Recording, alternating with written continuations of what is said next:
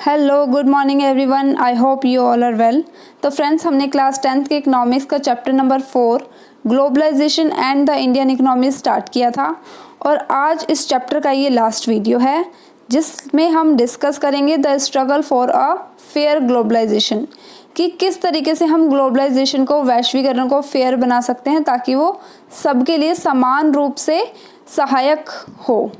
आगे चलने से पहले मैंने लास्ट क्लास में आपसे एक क्वेश्चन पूछा था कि इनमें से कौन सी ऑर्गेनाइजेशन है जो स्ट्रेस डालता है कंट्रीज़ के ऊपर कि वो फॉरेन ट्रेड और फॉरेन इन्वेस्टमेंट में लिबरलाइजेशन को अपनाए।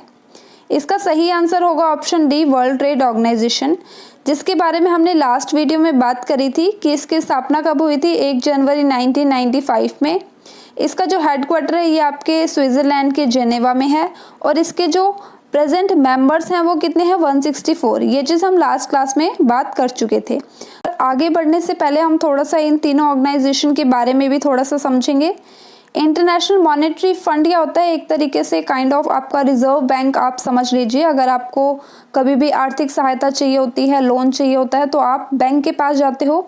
उसी तरीके से अगर कभी किसी देश को लोन चाहिए होता है, आर्थिक सहायता चाहिए होती है अपने विकास के लिए, तो वो इंटरनेशनल मॉनेटरी फंड से ले सकते हैं। इसका जो हेडक्वार्टर है ये आपका वॉशिंगटन डीसी में है, ठीक है। इसकी स्थापना हुई थी 1945 में, आफ्टर सेकेंड वर्ल्ड वॉर, और इसके जो अभी प्रेजेंट में मेंबर्स हैं वो 189 इसके कंट्रीज एज अ मेंबर्स हैं। उसके बाद अगर हम बात करें इंटरनेशनल लेबर ऑर्गेनाइजेशन, इसका मेन काम क्या होता है भाई, ह्यूमन जस्टिस के बारे में और सोशल जस्टिस और ह्यूमन राइट्स के बारे में ये बात करता है मेनली, ठीक है। ये देखता है कि भी किसी के साथ भी, किसी भी सामुदायिक ग्रुप के साथ किसी तरीके का शोषण ना हो, भेदभाव ना हो। इसकी जो स्थापना है ये आपकी 1919 में हुई थी, ठीक है, जब आपका फर्स्ट वर्ल्ड वॉर ख़त्म हुआ था। इसके प्रेजेंट में जो मेंबर्स हैं वो 187 मेंबर्स हैं, ठीक है। और इसका जो हेडक्वार्टर है ये आपका स्विट्ज़रलैंड के जेनेवा में है, ठीक है। नेक्स्ट हम बात करते हैं वर्ल्ड हेल्थ ऑर्गेनाइजेशन के बारे में, समझते हैं। वर्ल्ड हेल्थ ऑर्गेनाइजेशन मेनली यही देखता है कि भाई किसी भी तरीके का डिजीज़ ना फैले।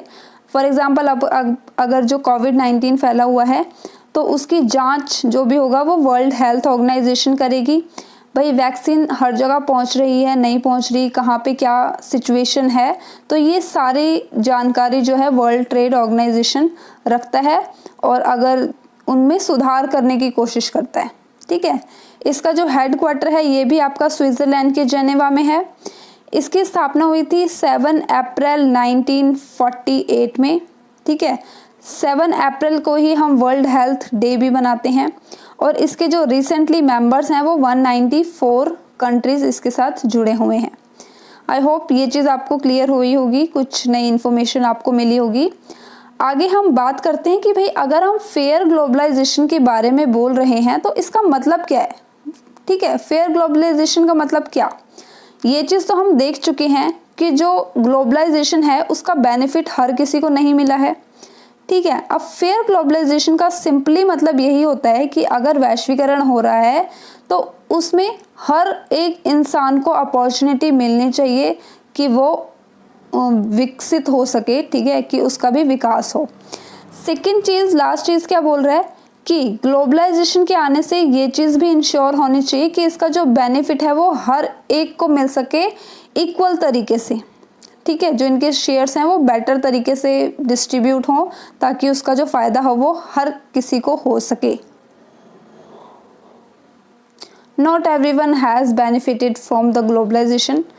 बहुत सीधी सी बात है, हमने लास्ट वीडियो में भी समझा था कि जो आपके स्मॉल प्रोड्यूसर्स होते हैं या फिर जो आपके वर्कर्स होते हैं उनके ऊपर नेगेटिव इफेक्ट पड़ा है ग्लोबलाइजेशन का, ठीक है।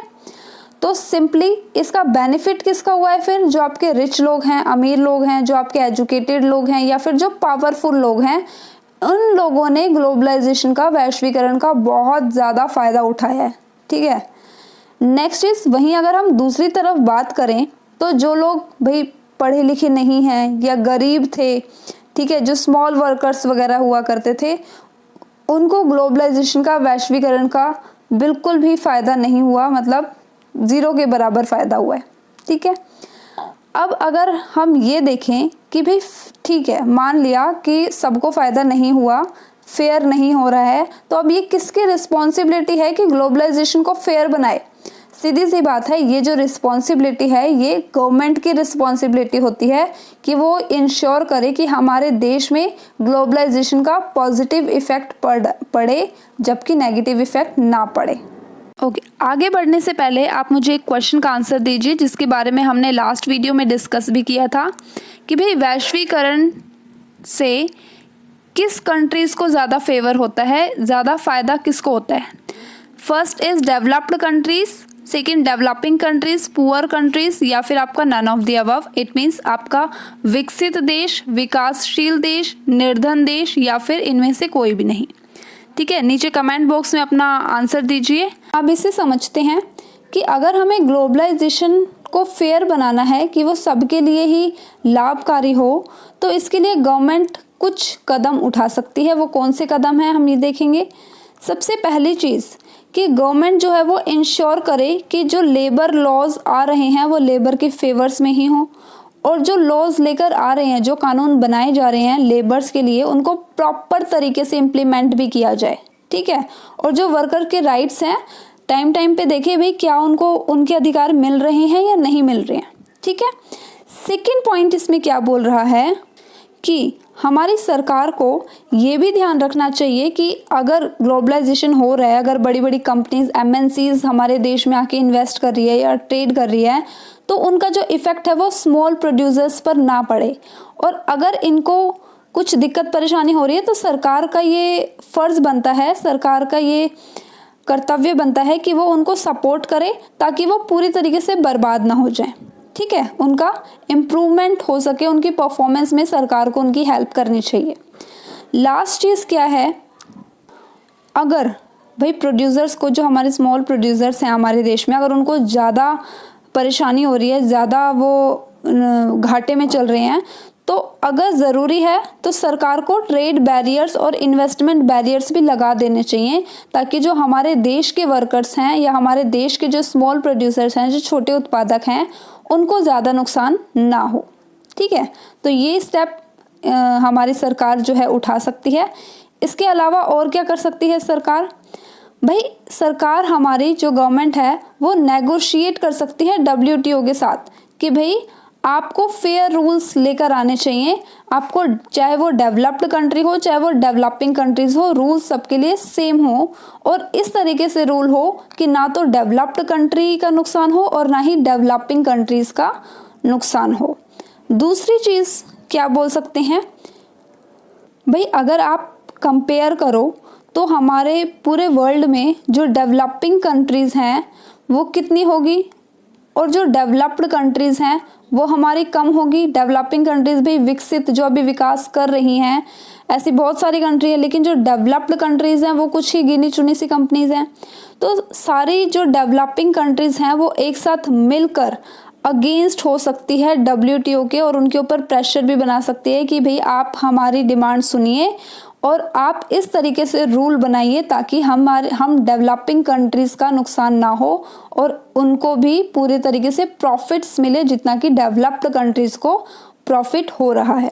ठीक है, लास्ट चीज़ ये क्या बोल रहा है भाई, लोगों का भी रोल हो सकता है। अगर गवर्नमेंट ऐसे कोई भी स्टेप नहीं उठा रही तो सबसे पहले लोगों का ये अधिकार बनता है कि लोग सरकार के खिलाफ आवाज़ उठाए। ठीक है, फेयर ग्लोबलाइजेशन के बारे में बोले, स्ट्रगल करें कि भाई उनका भी फ़ायदा हो। और जब सरकार के ऊपर दबाव पड़ेगा तभी तो सरकार WTO के पास जाएगी। अगर लोग ही, वहाँ के जो आम जनता है वो आवाज़ नहीं उठाएगी तो गवर्नमेंट को लगेगा भी सब कुछ स्मूथ चल रहा है। ठीक है, तो मेन रोल कौन प्ले कर सकता है? हमारे जो आम जनता है, जो पीपल हैं, वो भी बहुत इंपॉर्टेंट रोल प्ले कर सकते हैं ताकि वो गवर्नमेंट के अगेंस्ट बोले और फिर गवर्नमेंट को प्रेशर में आकर WTO के सामने अपनी जो डिमांड है वो रखनी पड़ेगी। आई होप यहाँ तक आपको समझ आया हो।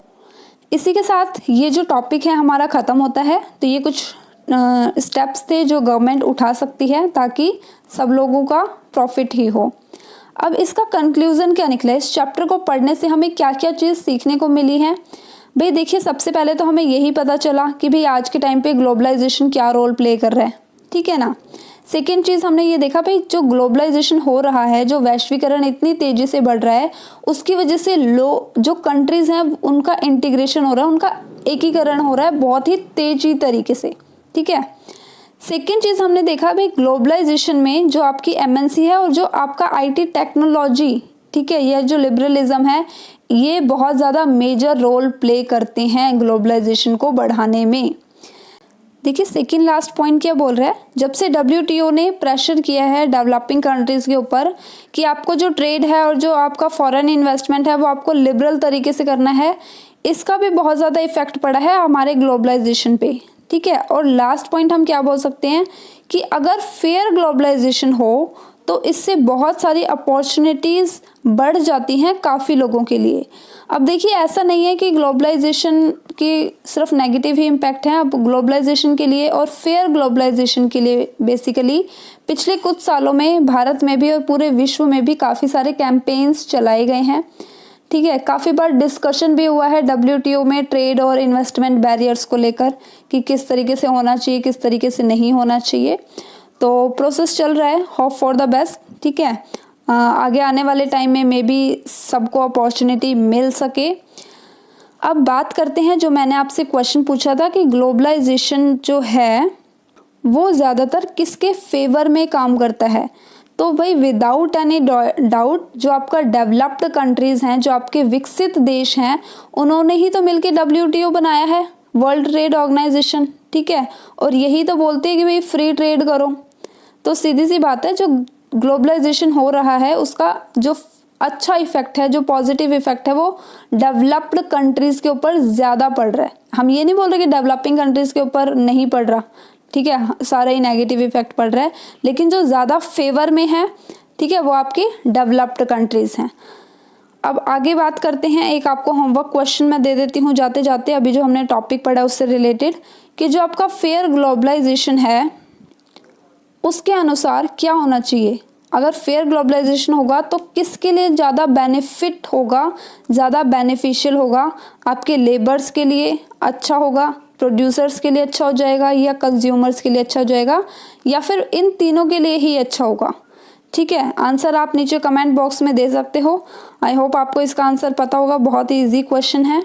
तो फ्रेंड्स, इसी के साथ ये चैप्टर आपका globalisation and the Indian economy ख़त्म होता है।